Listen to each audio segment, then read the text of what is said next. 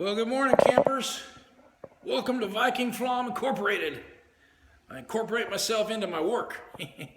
Hey, you remember I told you about these great windows? How to trick them out? Look at that. I forgot how beautiful they were. Casing and all that good stuff. And I said, look, they got some old casing in the house, a couple doorways, a couple openings going into the kitchen. And I'll give a back shot of that because I like talking.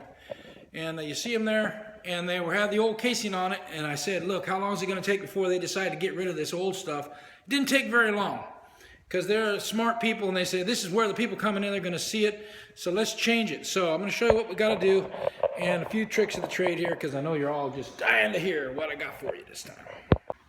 Okay, first and foremost and most obvious is you got to take out the old stuff. There it is, and when you do, you reveal things, right? Here it is, you got the edge on there.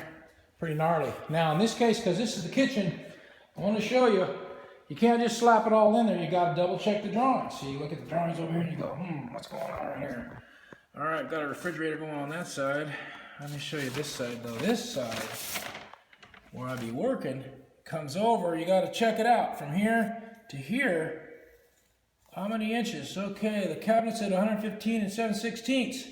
The old casing, they thought they had a little gap there. Well, I measured it.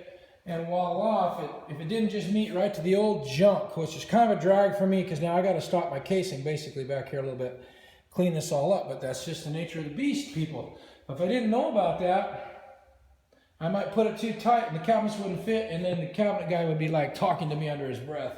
He might even just tear it right out. So anyway, I'll show you, got the jams.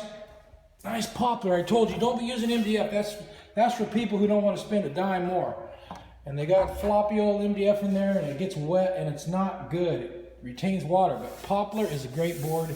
Don't forget, you got to get that wood going pretty quick, because all wood has a little moisture in it, believe it or not, even if it says KD on it, kiln dried.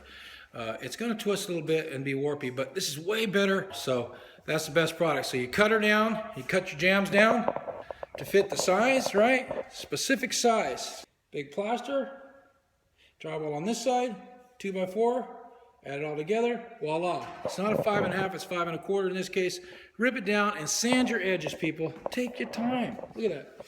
Sand it up real nice. It's going to be beautiful. So I want to give you another tip because when you're done, things have to look great. You can't just slap it up there. So you get one leg on each side, right? You're going to just stick it right on there. No. First of all, this might not be plumb. Got to make it plumb. Like I said, we got the setback here. It's got to be right. But also the header height has to be level across there. Well, what are you measuring to? So you got to level it on the floor. Take your big level. Is one leg going to be taller than the other? In this case, my tile setter is perfect. It's level, so they're both going to be the same size. Okay, put your level to work. Get the side panel on there. Get the side stick on there. Again, you need that to be plumb, flat all the way down. Secure one side. Then when you jump over here, you tag the top. Pretty straightforward, make it flush, right? Now we're going to plumb that stick there, and I'll show you how to double check it. So once you've got the second leg right there, it's flat to the level. Taller the level, the better. This is a door jamb level, 6'6". Most doors are 6'8", so you got space for the level. So you measure across the top. Yeah, that's a fixed point, 58 1/4. Go down to the bottom, copy it. There it is, 58 1/4. Has to be perfect because both sides are plumb, and you're good. So you got this edge here. You nail this tiny nail, 1 inch. That's all you need, 3/4, 1 inch, 1 1/4, whatever. Small one, into the jamb, stabilizes it. Pop one in the corner. Okay, but now this edge here is obviously farther in to get to the framing, so you can use the bigger 2.5 inch or 2 inch. I like to use big ones. And remember, this is still flexible here. Watch this. Why? Because we didn't nail it. We didn't nail it right there. We nailed the sides up, so we can check and make sure it's not sagging. That's always the case there.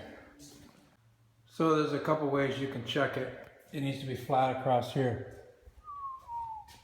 And if it's not, you can just push up a little, pop it. Pop a couple nails in there. So now that I got the casing on, I'm starting to run the base. And there's always issues come up when you're doing baseboard because the wall's got drywall compound on it, it's a mess. So check it out. You can see what I got here. It's looking bueno, like always. Got a finish over there. Then you come across a situation. This is existing, it's here. My molding is hitting it. See it? Look at that. So how are you gonna do that? You wanna cut the wood? Nah, not really. The wood's fancy. The molding is fancy, so I'll show you what you can do.